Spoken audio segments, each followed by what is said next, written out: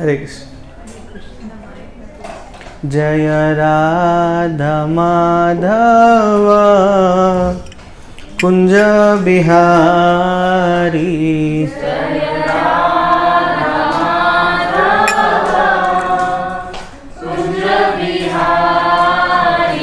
जय राधा माधव कुंज बिहारी,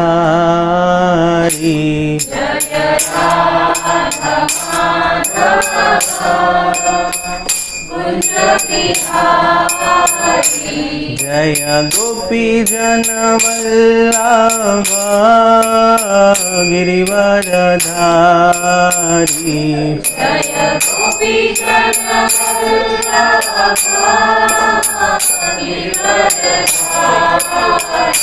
जय गोपी जन वल्लभ गिरिवरधारी,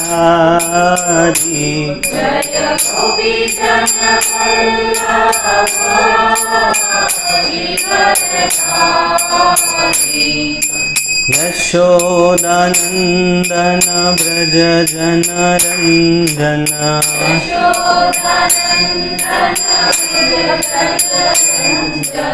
यशोदानंदन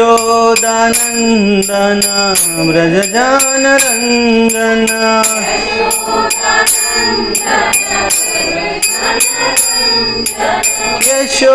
यशोदानंदन व्रज जनरंजन,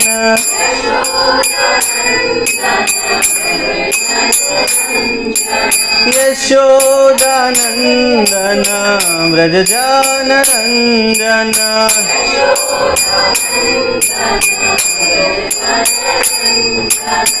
यमुना तीर वनचारी,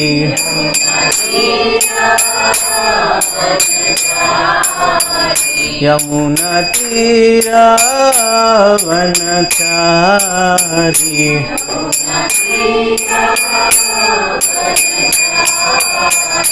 जय राधा माधव कुंज बिहारी,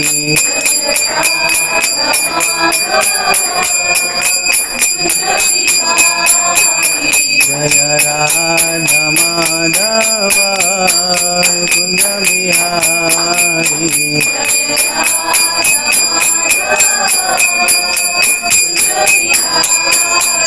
जय गोपी जन वल्लभ गिरिवरधारी,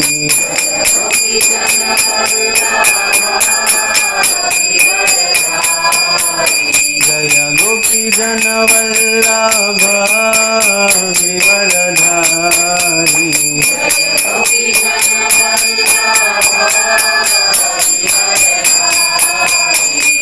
यशोदानंदन व्रज जनरंजन,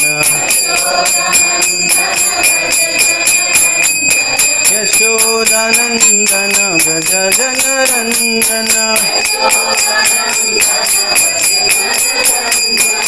यमुना तीर वनचारी, यमुना तीर वनचारी, जय राधा माधव कुंज बिहारी,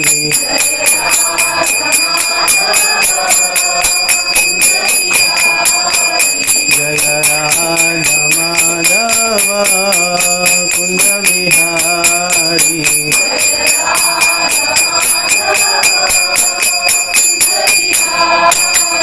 हरे कृष्ण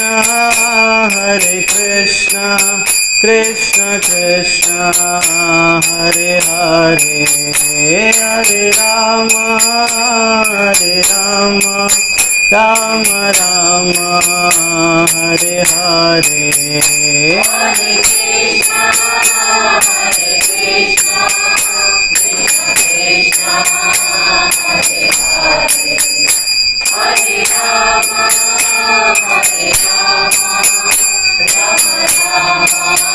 हरे हरे, हरे Krishna Krishna Hare Hare Hare Rama Rama Rama Hare Hare Hare Krishna Krishna Krishna Hare Hare Hare Rama Rama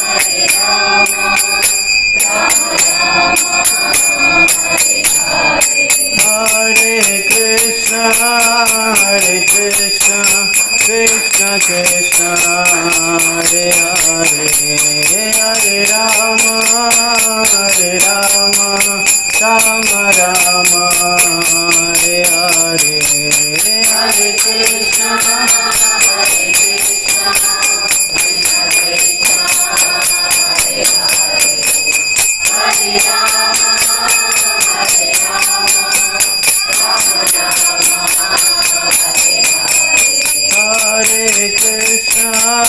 Hare Krishna Krishna Krishna Hare Hare Hare Rama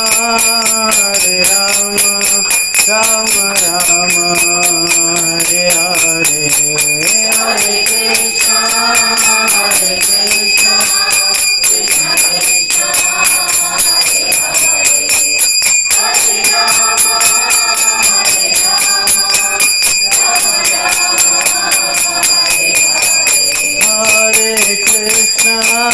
Hare Krishna Krishna Krishna Hare Hare Hare Rama Rama Rama Hare Hare Hare Krishna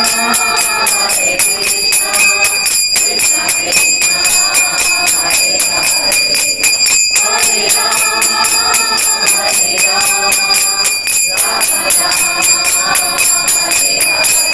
Jaya Gauranitai Jaya Gauranitai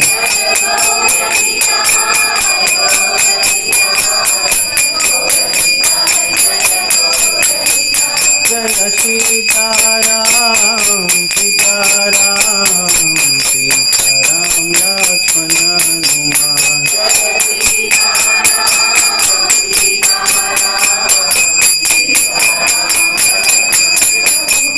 Jaya Radha Rasvi Hari Radha Rasvi Hari Radha Rasvi Hari Shri Radhe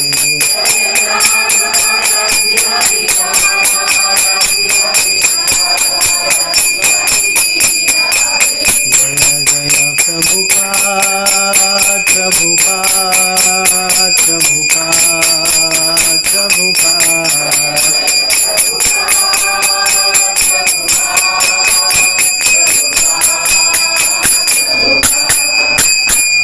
युग धर्म हरिनाम संकीर्तन की कलयुग पावन हरे कृष्ण महामंत्र की जगत गुरु शिल प्रभुपाद की ओम नमो भगवते वासुदेवाय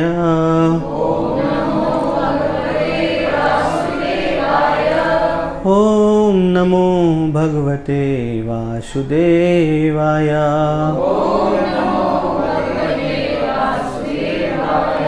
ओम नमो भगवते वासुदेवाय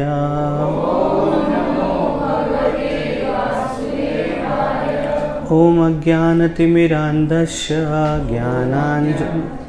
ज्ञानाञ्जनशलाकया चक्षुरुन्मिलितं येन तस्मै श्रीगुरुवे नमः नमः विष्णुपादाय कृष्णपृष्ठाय भूतले श्रीमते भक्तिवेदान्ता स्वामिनिति नामिने नमस्ते सरस्वती देवी गौरवाणी प्रचारिणे निर्विशेष शून्यवादी पाश्चात्यदेशतारिणे वाञ्छाकल्पतरुभ्यश्च कृपा सिन्धुभ्यैव च पतितानां पावनेभ्यो वैष्णवेभ्यो नमो नमः। जय श्री कृष्ण चैतन्य प्रभु नित्यानंद श्री अद्वैत गदाधर श्रीवासादि गौर भक्तवृंद। हरे कृष्णा कृष्णा कृष्णा हरे हरे, हरे राम राम राम हरे हरे। हरे कृष्णा।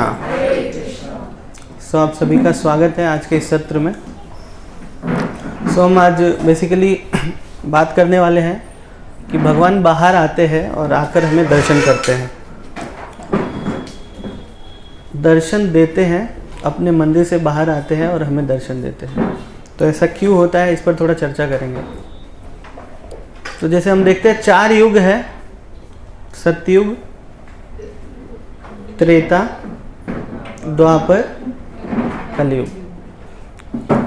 तो हर युग में भगवान अवतरित होते हैं, अलग अलग रूपों में अलग अलग लीलाएं करते हैं, और जिसके द्वारा जो उनके भक्त हैं उनके प्रति अपनी भक्ति आस्वादित करते हैं, जाहिर करते हैं, देखते हैं और उनकी भक्ति करते हैं। विशेषकर कलयुग में भगवान हर समय विशेषकर कलयुग में भगवान अपने नाम के रूप में अवतरित लेते हैं, है ना, अवतार लेते हैं। चैतन्य चरितामृत में कहा गया है, कली काले नाम रूप कृष्ण अवतार। लेकिन फिर भी विग्रहों के रूप में अगर भगवान को देखना है तो आज भी भगवान हर जगह, मतलब अलग अलग मंदिरों में तो व्याप्त है ही, लेकिन विशेषकर ऐसा कहा गया है कि भारत में एक ऐसा जगह है जो कि बहुत पुण्य भूमि है। वर्षा नाम भारत श्रेष्ठम देशा नाम उत्कल स्मृतः उत्कलस्य समो देशो देशो नास्ति महितले। सारे वर्षों में कौन सा देश श्रेष्ठ है? हाँ, भारतवर्ष, मेरा भारत। तो आज हम देखेंगे कैसे है मेरा भारत, है ना। 100 में 99 बेईमान, फिर भी मेरा भारत तो क्यों महान है? बेईमान होने की वजह से नहीं, उसका हम थोड़ा चर्चा करेंगे आज। सारे वर्षों में भारतवर्ष श्रेष्ठ है और सारे देशों में उत्कल या उड़ीसा श्रेष्ठतम है। इस पृथ्वी में उत्कल या उड़ीसा के समान कोई देश नहीं है। तो जब भी धाम की महिमा कही जाती है तो ऐसा आता है कि इसके समान कोई दूसरा है नहीं। एक्चुअली धाम की इतनी महत्ता है ही, अगर एक बार आपने सही से जान लिया, सही से उसका मतलब यात्रा कर लिया, तो फिर किसी दूसरे चीज़ की आवश्यकता नहीं रहती है। इसीलिए श्रेष्ठता के लिए ऐसी तुलनात्मक जो मतलब बात है वो कही जाती है। तो उड़ीसा के समान कोई देश नहीं है। अब उत्कल जो देश है, जो आजकल उड़ीसा वो कहा जाता है, वो 4 भागों में विभक्त है। तो पहला क्या है? शंख क्षेत्र है। और शंख क्षेत्र कौन है? पुरी धाम है ना। भगवान के चतुर्भुज रूप है, तो वो रूप ही 4 भागों में ऐसा विभाजित हुआ है। पहला है शंख क्षेत्र, पुरी धाम। दूसरा है पद्म क्षेत्र, कौन है? कोणार्क, कोणार्क है ना उड़ीसा में। तीसरा है चक्र क्षेत्र, भुवनेश्वर। और चौथा है गदा क्षेत्र, जाजपुर। हमारा अगर आप गौर से देखेंगे तो ये जिसमें हम बैठे हैं कौन सा हॉल है ये? लेकिन इसके पहले अगर आप जाओगे तो चक्रा हॉल है, गदा हॉल है ना, पद्मा हॉल है, और कौन है? शंखा हॉल है। तो चारों ये भगवान के पहले तो समझ में नहीं आता है। आप लोग को आया था कभी, सोचा था आपने ऐसा? नहीं ना। तो आप लोग को आज पता चला, अच्छा है। तो ऐसे नामों का ऐसे विस्तृत विवरण दिया गया है। अभी यहाँ जो रहने वाले लोग हैं वो कैसे हैं?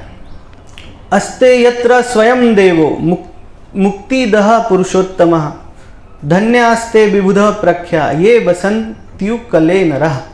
वहाँ तो स्वयं मुक्ति के दाता श्री पुरुषोत्तम देव साक्षात विराजमान हैं। जो लोग वहाँ निवास करते हैं वे धन्य हैं और विबुधों के दर्शनीय हैं। तो जो वहाँ लोग निवास करते हैं वो धन्य हैं, है ना। और उनका जीवन क्या है? अब अगली में देखते हैं उनका जीवन कैसा है। ये बसंत्युत्कले क्षेत्रे पुण्ये श्री पुरुषोत्तमे सफलम जीवितम तेषाम उत्कला नाम शुभे दशाम। जो लोग ऐसे पुण्य स्थल श्री पुरुषोत्तम क्षेत्र में निवास करते हैं, ऐसे बुद्धिमान उत्कल वासियों का जीवन सफल है।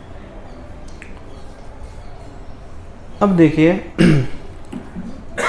एक तो होता है निवास करना, लेकिन प्रभुपाद जी अक्सर कहा करते हैं मूड ऑफ वृंदावन, है ना। मूड ऑफ वृंदावन क्या है? भगवान की सेवा करना। तो अभी हम लोग तो कहाँ रह रहे हैं? मुंबई में रहते हैं। ये बात अलग है कि अभी भी हम तीर्थ में ही हैं। क्योंकि तीर्थ क्यों है? क्योंकि प्रभुपाद जी जहाँ जहाँ गए उन्होंने उस जगह को तीर्थ बना दिया। तीर्थ बना दिया ना, लाखों लोग आते हैं, भगवान का दर्शन करते हैं, नित्य भगवान की पूजा होती है, अर्चना होती है ना। तो ये तो एक तीर्थ है। लेकिन फिर भी तीर्थ का महिमा तो है, बहुत ज़्यादा है। तीर्थ में रहने का महिमा है, धाम का, है ना। लेकिन अगर हम श्रवण करते हैं, सुनते हैं तीर्थों का, तो वो रहने का जो लाभ प्राप्त होता है ना, उससे ज़्यादा सुनने का भी प्राप्त होता है। सुनने का कैसे ज़्यादा लाभ प्राप्त होता है? देखो, धाम में अगर हम रहते हैं तो हमसे अपराध हो सकता है। तो धाम में रह के जो हम करते हैं, जो भी साधना करते हैं या जो भी भक्ति करते हैं, तो अगर करते हैं तो उसको 1000 गुना हमको फल प्राप्त होता है। लेकिन अपराध करते हैं तो उसका 1000 गुना अपराध भी लगता है। तो एक तरीके से, लेकिन अगर दूर से रहकर धाम के बारे में सुनते हैं तो हमारा जो मन है वो धाम में चला जाता है और अपराध भी नहीं लगता है। धाम अपराध से बच गए और धाम में भी हैं। तो अभी हमें धाम के बारे में सुनना है, श्रवण करना है। और मैं प्रयास कर रहा हूँ थोड़ा थोड़ा कैसे कि उस दिशा में आगे चलें, सुनने की दिशा में। बहुत सारी कथाएं हैं अलग अलग शास्त्रों में, अलग अलग मनवंतरों में, अलग अलग कल्पों में भगवान की अलग अलग लीलाएं हैं। लेकिन सबसे ज़्यादा जो प्रसिद्ध कथा है वो ये है कि सतयुग में एक राजा इंद्रद्युम्न हुआ करते थे। वो भगवान के बहुत बड़े भक्त थे, लेकिन वो भगवान का दर्शन करना चाहते थे। उन्होंने पुरुषार्थ के जो 3 चरण हैं, तीनों को अच्छे से पूर्ण कर लिया था। पुरुषार्थ के 4 चरण कौन है पता है ना? धर्म, अर्थ, काम, मोक्ष। तो उन्होंने धर्म, अर्थ, काम, ये तीनों पे पूरी तरीके से उनका कंट्रोल था, एक तरीके से प्राप्त कर लिया था। और वो मोक्ष भी प्राप्त करना चाहते थे। और उस समय जो राजा हुआ करते थे पूरे पृथ्वी के राजा थे। और उस समय वो जहाँ निवास करते थे उनकी राजधानी थी अवंतीपुर। और ये शास्त्रों की कथा है और कैसे जगन्नाथ जी का प्राकट्य होता है और कैसे वो इस धराधाम पे आए। तो उस समय वो बहुत प्रयास करते हैं भगवान का मतलब प्राप्त करने के लिए, भगवान का दर्शन करने के लिए। आज जगह जगह पे भगवान का मंदिर है, श्री विग्रह है और हम जाते हैं, दर्शन कर लेते हैं। उस समय उतना प्रचलित नहीं था विग्रहों की सेवा सतयुग में। तो वो दर्शन करना चाहते थे भगवान का और इसके लिए वो बहुत ही रोते थे, है ना। भगवान से प्रार्थना करते थे कि मैं क्या करके मोक्ष प्राप्त करूं, है ना। अगला चौथा जो चरण है क्या करूं उसके लिए। भक्ति का ऐसा कोई सीधा साधा साधन उनको दिखता नहीं था। इतने भगवान के लिए इतने मतलब उनके हृदय में इतना मतलब करुणा हो गया, इतना मतलब दुखित हो गए वो कि खाना पीना सब त्याग दिया उन्होंने। तो एक दिन भगवान स्वयं ब्राह्मण का वेश बनाकर उनके सामने प्रकट होते हैं, है ना। अभी देखिए हमारे पास सारे साधन दिए हुए हैं, हमको पता नहीं चल रहा है। देखो आज एसी नहीं, बड़ा दिक्कत लग रहा है ना। लेकिन फिर भी और जो साधन है ना वो बहुत ईजिली अवेलेबल है। जैसे कि शास्त्रों को दिया गया है, भगवत गीता है, भागवतम है, चैतन्य चरितामृत है, श्री विग्रह है। नाम लेने के लिए भी बताया गया कि सिंपली नाम ले लो और भगवान के धाम में चले जाओ, सब कुछ अवेलेबल है। और प्रभुपाद जी जब आए और जब वो वेस्ट में गए तो उन्होंने बहुत अच्छे से प्रचार कर दिया, एक तरीके से पैकेज बना दिया। ये पैकेज ले लो, इस्कॉन में आ जाओ, बस पैकेज में एंट्री ले लो और भगवान के धाम में चले जाओ। लेकिन हम सब कुछ जानते हुए भी भक्ति नहीं कर पा रहे हैं। उस समय लोगों को बहुत सालों तक तपस्या, हजार सालों तक तपस्या करना पड़ता था, सत्य की खोज करना पड़ता था, है ना। ऐसे मार्केट में ऐसे बुक्स अवेलेबल नहीं थे। उन्होंने जब बहुत कठिन मतलब भगवान के लिए बहुत बेचैन हो गए एक तरीके से, तो भगवान स्वयं आए ब्राह्मण का रूप धर के और बोले कि नीलाद्री में, दक्षिण में नीलाद्री में एक पर्वत है और उसी पर्वत पे एक जगह एक सबर रहता है और वो सबर मेरी पूजा करता है और वहाँ पर मैं नील माधव के रूप में प्रकट हूँ, है ना। तो इंद्रद्युम्न महाराज बहुत खुश हो गए और वो ब्राह्मण को बहुत आदर सत्कार दिए। एक्चुअली वो ब्राह्मण भगवान ही थे लेकिन उनको पता नहीं चला और बाद में वो चले गए। तो ये इंद्रद्युम्न जो राजा थे, एक्चुअली ये कथा बहुत लंबी है, बहुत डीप है, तो मैं शॉर्ट में करके बताने की कोशिश करूँगा। तो वो इंद्रद्युम्न राजा का एक पुरोहित थे जो कि ब्राह्मण विद्यापति के नाम से मशहूर थे और वो भी भगवान के भक्त थे। और विद्यापति सलाहकार थे, राजा के सलाह दिया करते थे किसी भी मामले में। एडवाइज़र होते हैं ना हमारे भी, है ना। घर में भी क्या चल रहा है तो हम बाहर से एडवाइज़र रखते हैं। तो ये राजा वो विद्यापति अपने एडवाइज़र से बोले कि ऐसा ऐसा है, मुझे भगवान को प्राप्त करना है। तो विद्यापति बोले ठीक है, मैं जाता हूँ। और उन्होंने दक्षिण की यात्रा की, और ऐसा करते करते वो पहुँचे, नीलाद्री के पास पहुँचे। लेकिन नीलाद्री में भी किसी को पता नहीं था कि नील माधव यहाँ पर्वत, नीलाद्री पर्वत पे रहते हैं। ऐसे गुप्त थे भगवान, ऐसा कोई सोच सकता है क्या? और रूप तो ऐसा था कि साक्षात भगवान ही थे वो नील माधव, है ना। अब ये विद्यापति खोज करने लगे कि उनको तो पता चल गया था नीलाद्री में रहते हैं भगवान, लेकिन फिर भी जब वहाँ के लोगों से पूछताछ किया तो वो बोले नहीं नहीं, आप गलत जगह पे आ गए, ऐसा कुछ तो ऐसा कुछ भी नहीं है। अब ऐसा हुआ कि ये विद्यापति चलते चलते 1 महीना बीत गया था पूरा, और 1 महीने के बाद जाके रुके थे। तो जिस गांव में रुके थे उसी गांव में उसका जो गांव का मुखिया था वो सबर जाति का था, और उसका नाम था विश्वावसु, है ना। सो लोगों ने बताया कि ये हमारे गांव के मुखिया हैं, तो आप इनके पास जाइए, ये आपकी सहायता करेंगे।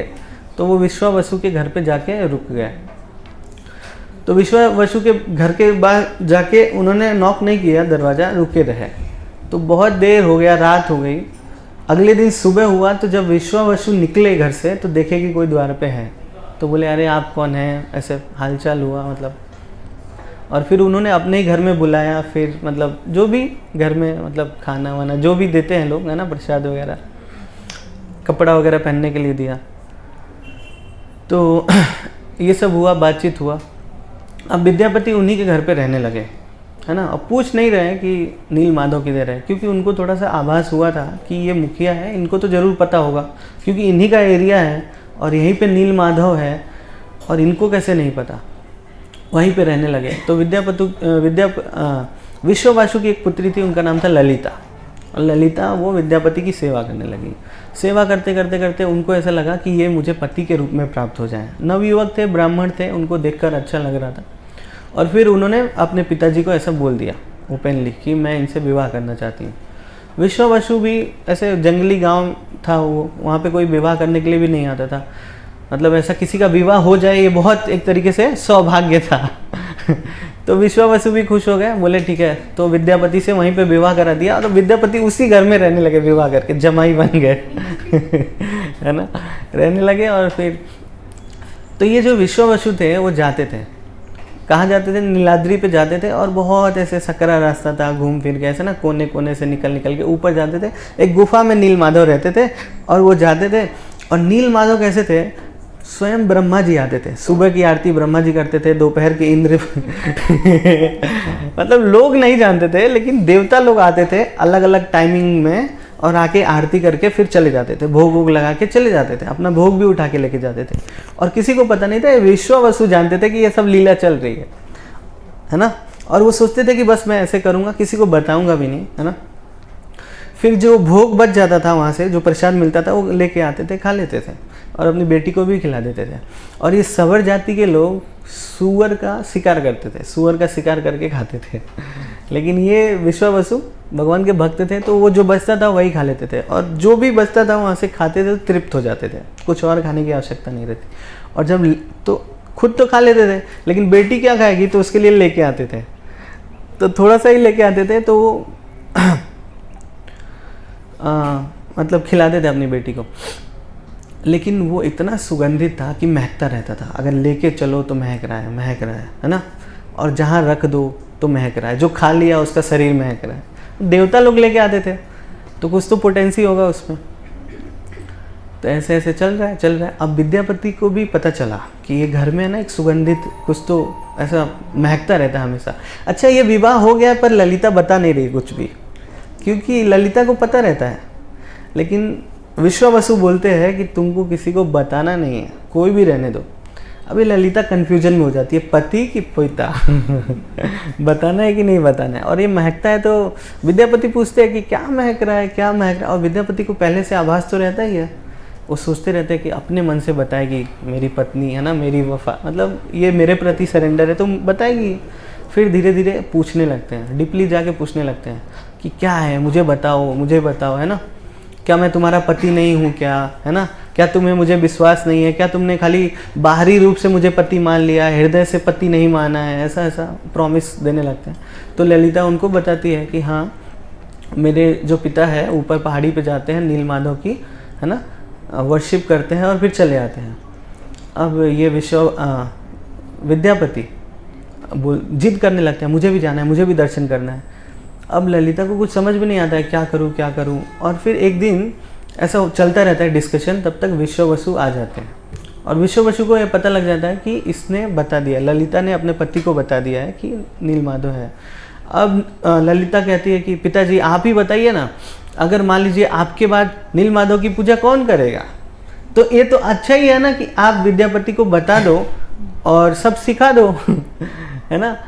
तो विश्ववसु बोलते हैं नहीं नहीं, इसके बाद भी वो रेडी नहीं होते हैं। फिर बोलते हैं कि ठीक है, मैं इनको दर्शन सिर्फ कराने ले जाऊंगा और वो भी आंख बांध के ले जाऊंगा ताकि रास्ता ना पता चले।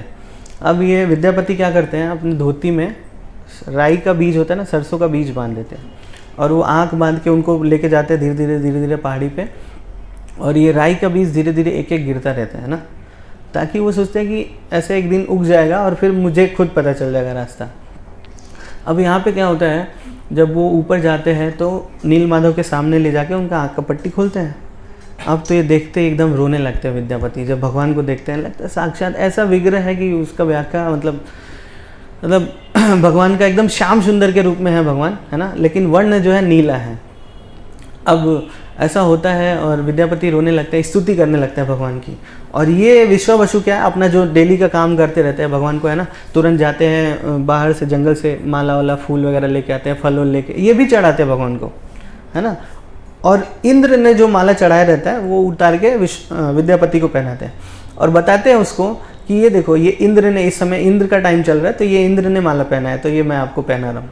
और फिर बोलते हैं कि नीलमाधव को बोलते हैं कि ये देखो मेरी बेटी का पति है और ये बड़ा जिद कर रहा था नीलमाधव, तो मैं आपको दर्शन कराने के लिए लाया। बातचीत करते हैं उनसे नीलमाधव, लेकिन कुछ बोलते नहीं हैं, लेकिन ये भाव ऐसा रहता है कि उनको बताते हैं।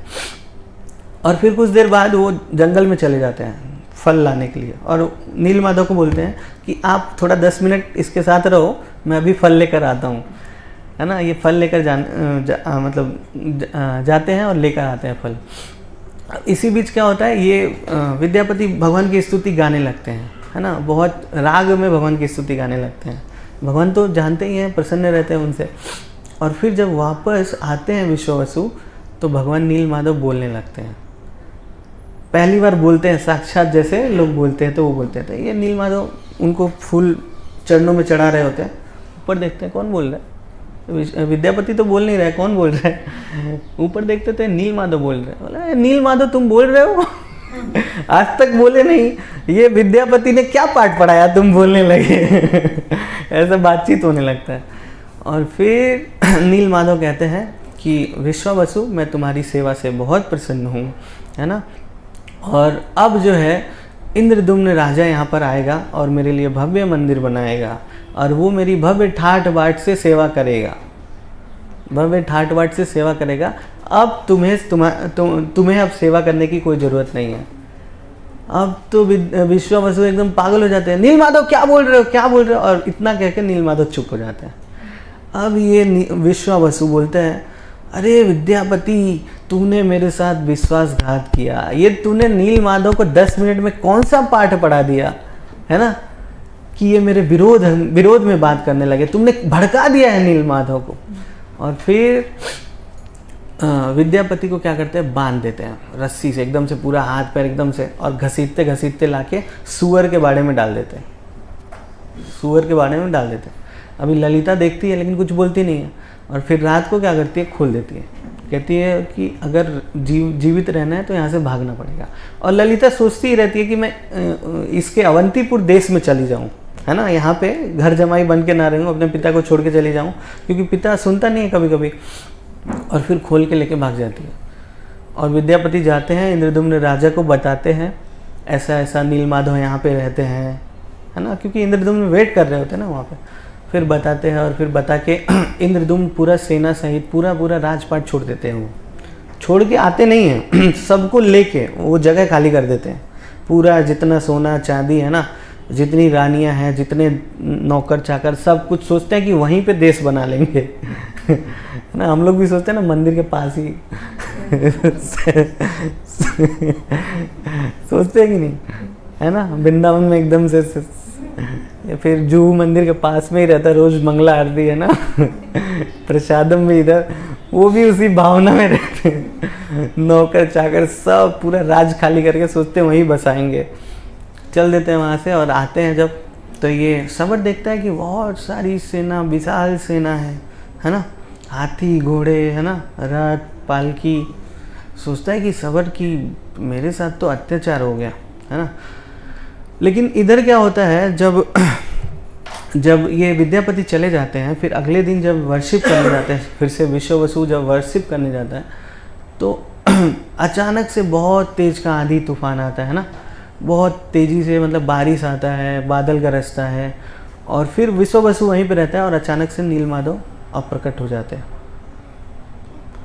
अब विश्ववसु एकदम पागल हो गया रहता है ना, एकदम। वो तो पहले से ही, जब वो कहते हैं कि मैं आपकी सेवा नहीं लूँगा, तब से ही वो ऐसे खुश नहीं रहता है। बेटी भी चली गई रहती है, तो एकदम से दयाद्र हो गया, एकदम इधर उधर भटकता है। फिर सेना को देखता है, सोचता है अब ये कौन सा नया संकट आ गया है।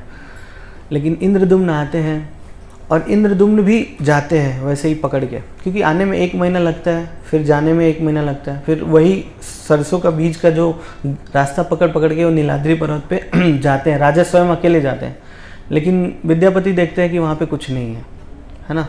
वहाँ पे पेड़ और जम जाते हैं ना, जहाँ पे नीलमाधव थे पहले। अब तो इंद्रदुम्न भी बेहोश हो जाते हैं। उधर विश्वावसु का भी हालत खराब, इधर राजा बेहोश ही हो जाते हैं, और 3-4 दिन बेहोश ही रहते हैं। और जब मूर्छा टूटती है, तो वो भी मतलब एक तरीके से इधर उधर भागने लगते हैं कि मैं कितना पतित हूँ है ना, कितना गिरा हुआ हूँ, इतना चल के आया, फिर भगवान अप्रकट हो गए है ना, इससे अच्छा तो मैं मर जाऊँ है ना, आत्महत्या करने का प्रयास करने लगते हैं।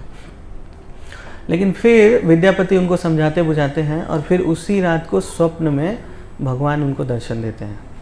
कहते हैं ना कि जो उन्होंने विश्ववसु को बताया रहता है, वही इंद्रदुम्न महाराज को बताते हैं भगवान, साक्षात स्वप्न में आते हैं। और ये जगन्नाथ जी की ऐसी लीला है ना कि भक्तों के साथ भगवान एकदम सामने से आते हैं, बोलते मेरे लिए ये चाहिए, मेरे लिए ये करो है ना, मैं ये ऐसा प्रसाद चाहता हूँ है ना, और तुम मुझे मेरे लिए कटहल लेके आओ, चोरी करके लाओ। ये जगन्नाथ जी है ना। तो इंद्रदुम्न महाराज को भी बोलते हैं कि मेरे लिए एक भव्य मंदिर बनाना है, और मैं यहाँ पर विग्रहों के रूप में, और विग्रह विशेष कर मतलब जो लकड़ी का विग्रह होगा है ना, वो बताते हैं उनको स्वप्न में कि कैसे कैसे होगा। तो फिर वो लकड़ी भी ढूंढने लगता है कि कैसे, जो स्वप्न में जो कुछ भी डिस्क्रिप्शन बताते हैं राजा उसी हिसाब से ढूंढने लगते हैं, लेकिन फिर भी उनको नहीं मिलता है। फिर अगले दिन स्वप्न में आते हैं भगवान, कहते हैं कि समुद्र में जाओ किनारे, वहाँ पे ऐसा लकड़ी रहेगा, आप लेकर आना। फिर वो लेकर आते हैं, और फिर भगवान वहाँ पे फिर वो कौन बनाएगा, रूप भी किसी को पता नहीं है कैसे बनाएगा। तो विश्वकर्मा जी आते हैं, और विश्वकर्मा जी एक कारपेंटर का, बढ़ई का रूप लेके आते हैं, और कहते हैं कि मैं इस घर में जाऊंगा, बनाऊंगा, 21 दिन लगेगा, और बीच में कोई दरवाज़ा खोलोगे तो छोड़ के भाग जाऊंगा है ना। ये इंद्रदुम्न इतने परेशान रहते हैं, और उनसे भी ज़्यादा परेशान उनकी बीवी रहती है, उनकी वाइफ, कि कितना टाइम लग रहा है, कैसे होंगे भगवान, कैसे होंगे। तो एक तरीके से इसमें भगवान को पाने की लालसा है ना। वो भगवान के लिए एकदम से परेशान रहते हैं कि हाँ मुझे भगवान से मिलना है।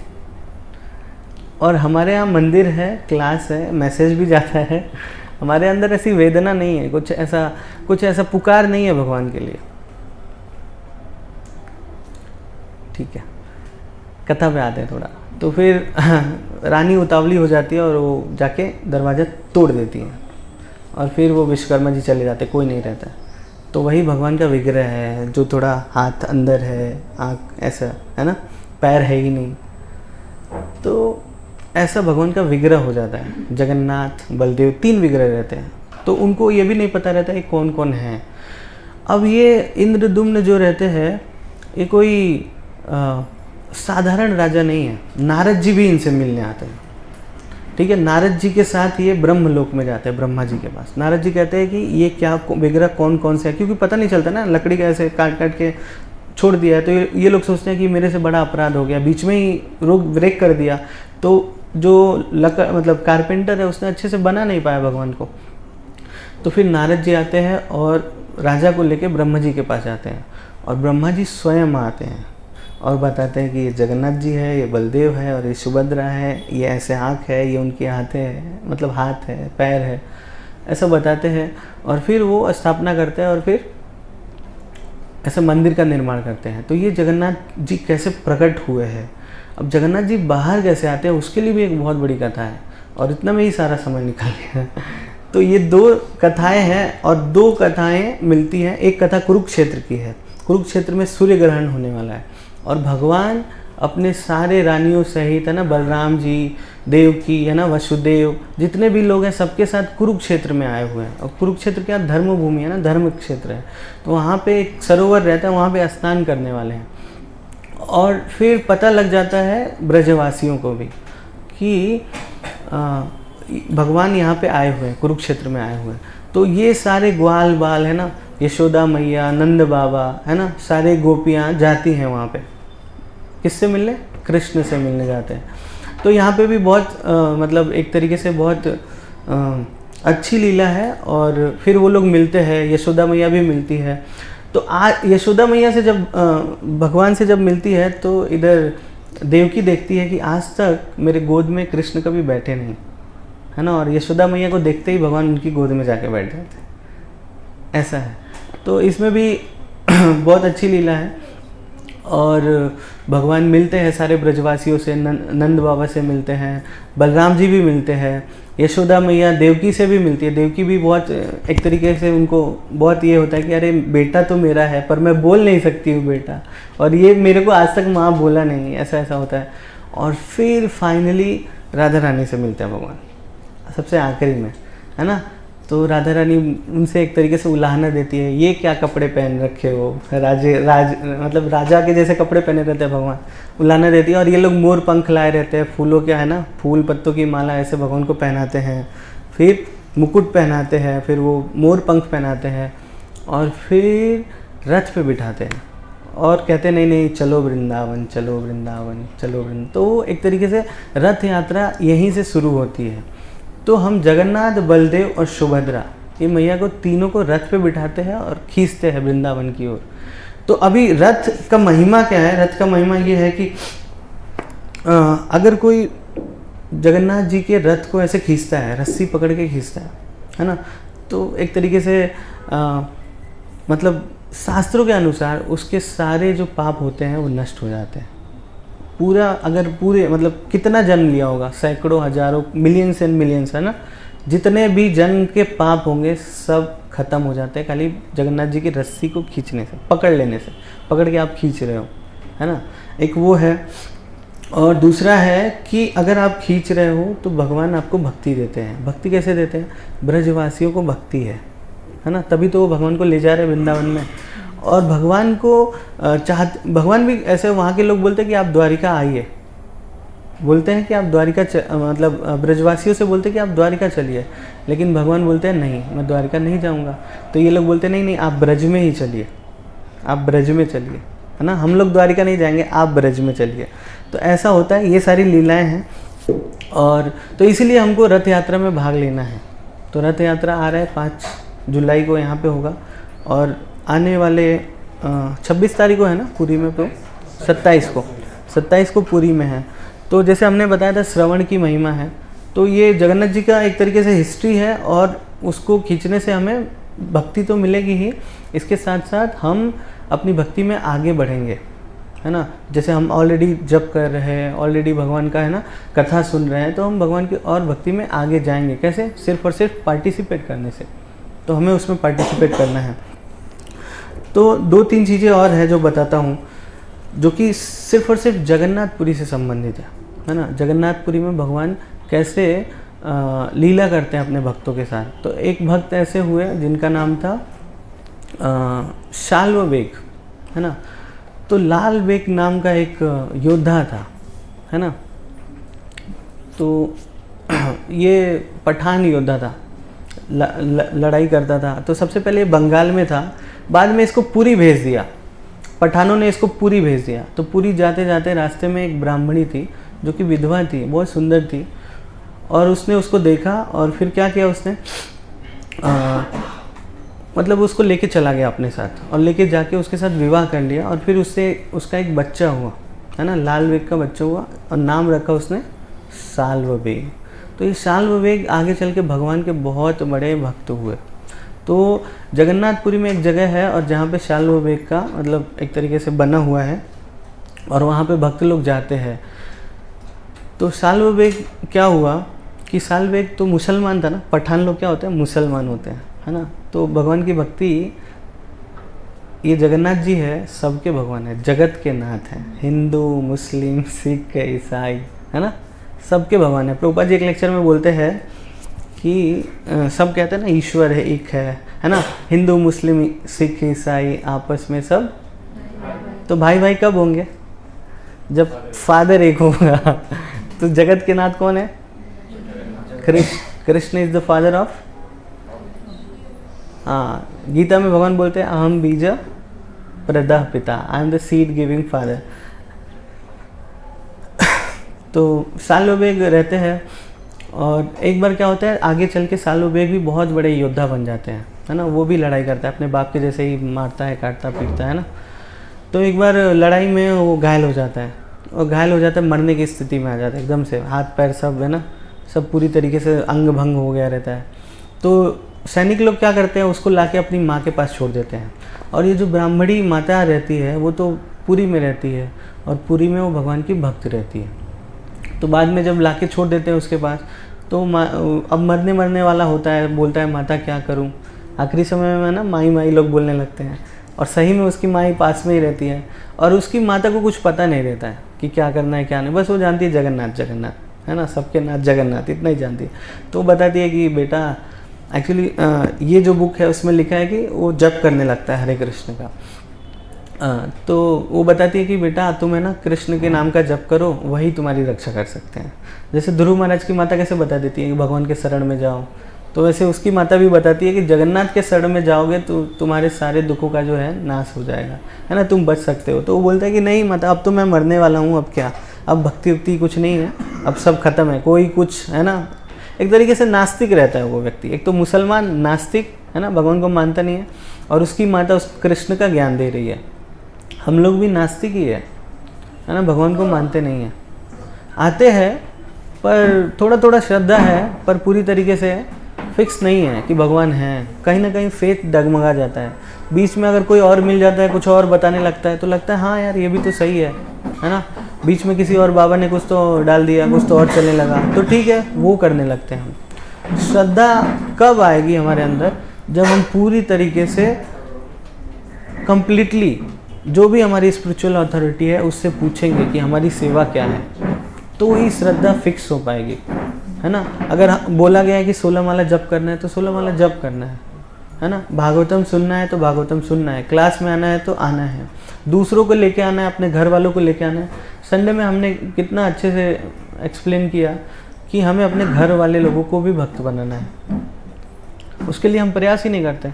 हम सोचते हैं ठीक है हमारा अपना एरिया है और हमारे घर मतलब जो भी हैं उन लोग का अपना है, तो मतलब हमारा श्रद्धा ही फिक्स नहीं है ना। अगर फिक्स हो जाते हैं, डेडिकेटेड हो जाते हैं, तो हम अपने घर वाले लोगों को भी बुलाते हैं क्लास में, चलो क्लास में है ना, चलो जू नारा दे देते हैं, उनको लेके आते हैं। ये माता भी अपने बच्चे को सिखा रही है कि कृष्ण ही सब कुछ है, और बच्चा नास्तिक है, मुसलमान का लड़का है ना, भगवान को नहीं मानता है, बार बार कहता है नहीं कुछ नहीं होगा कुछ नहीं होगा, लेकिन माता समझाती है। तो ऐसे जगन्नाथ जी जो है ना बहुत ही दयालु है, वो है ना। जैसे कि जगन्नाथ मंदिर में विदेशी लोगों पे, नॉन हिंदू लोगों को प्रवेश नहीं है ना, लेकिन जगन्नाथ जी इतने दयालु है, रथ यात्रा बाहर निकलते हैं, सबको दर्शन देते हैं, सब लोग जाते हैं, पूरी दुनिया से लोग आते हैं, पता है क्या आपको, करोड़ों करोड़ों लोग आते हैं जगन्नाथ जी में यात्रा के लिए। तो ये मुसलमान है और पूछता है कि क्या हो जाएगा, क्या सही हो जाएगा क्या, तो उसकी माता कहती है हाँ अगर अच्छे से जप करोगे, अच्छे से भगवान की भक्ति करोगे तो कुछ भी हो सकता है, ठीक ही हो जाएगा, है ना। हम लोग से भी लोग पूछते हैं कि अरे मैं जप कर रही हूँ या जप कर रहा हूँ, एग्ज़ाम में पास हो जाऊँगा क्या, है ना। तो मैंने एक जगह शास्त्र में पढ़ा, पद्म पुराण का ये कोट है कि जिस चीज़ को या जो कथन, जो वाक्य कहने से किसी की भक्ति बढ़ती है वही सत्य है समझ रहे हो क्या आप? ठीक है। और जिस वाक्य को कहने से किसी की भक्ति कम हो जाती है तो वो झूठ है। अब सत्य सत्य नहीं है सत्य झूठ है और झूठ सत्य है, अगर शास्त्रों के हिसाब से देखेंगे तो। अगर जैसे मान लो कोई कह रहा है कि अरे मैं बहुत अच्छा एग्ज़ाम में पास हो जाऊंगी क्या।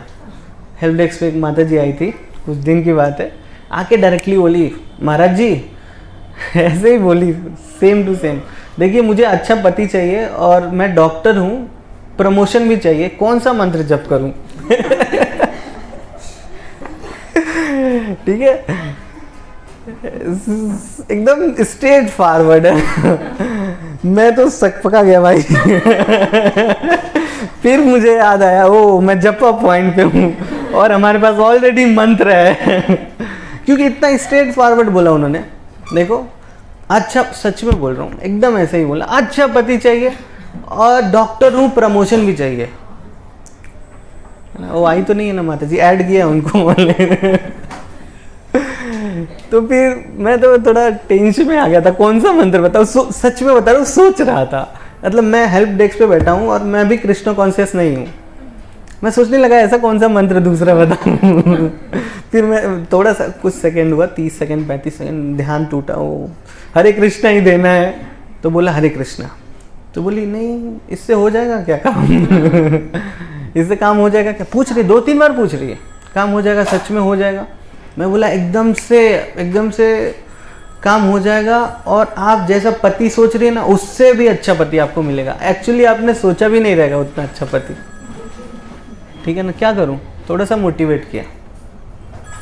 तो हमारे घर में भी लोग ऐसे हैं, हमारे आजू बाजू में भी लोग ऐसे आते हैं, तो हम मोटिवेट कर सकते हैं कि आप ये मंत्र जप करिए। अगर जैसे आपको कोई आके बोलता है मेरा जॉब नहीं लग रहा है, अच्छा कैंडिडेट है, बोलते हैं ना भगवान आर्तो अर्थार्थो जिज्ञासी ज्ञानी च वर्तर्षभा चतुर्विधा भजन्ते माम जना सुकृत्नो अर्जुना। 4 लोग मेरी शरण में आते हैं, आर्त जो पीड़ित है, जो दुखी है ना, आर्त अर्थार्थी जिसको धन चाहिए, सबको धन चाहिए है ना। अभी तक तो कोई ऐसा आया नहीं कि धन बढ़ाना है उसको भी वही बताना है।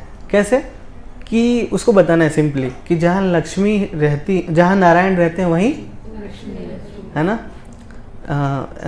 परम पूज्य राधा गोविंद महाराज कहते हैं कि अगर आप खाली लक्ष्मी जी का वर्शिप करोगे ना तो लक्ष्मी की सवारी उल्लू है, उल्लू पे चढ़ के आती है और फिर लक्ष्मी तो आती है पर आपको बना देती है उल्लू है ना।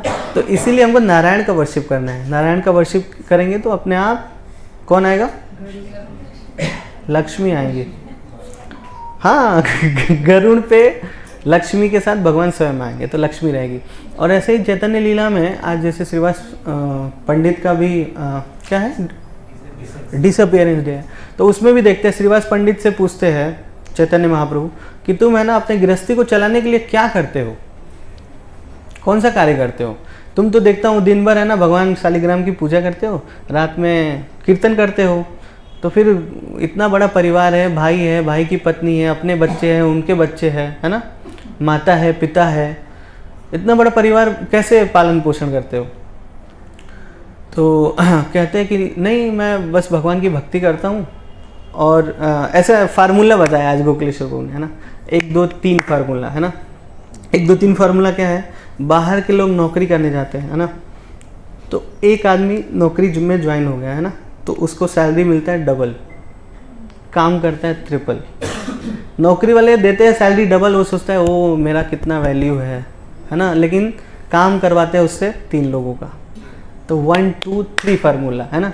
ऐसे ही श्रीवास पंडित कहते हैं कि मैं भी 1 2 3 करता हूँ, है ना,